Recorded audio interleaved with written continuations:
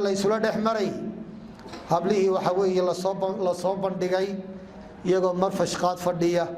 qaad iyo sigaar iyo badeecad iyo qurun oo dhan waxa weeye halka ku haya oo marfash fadhiya ayaa waxa weeye la faafinay Allahu a'lam inay jirto dood baa ka furan laakiin ka soo bandhigaya walibana hadaladooda soo daynaya hablihii iyo marqaankooda ka sheekaynaya iyo xumaanta sida ay u wadayaan iyo sida ay u jeclaysanayaan maxaa looga jeedaa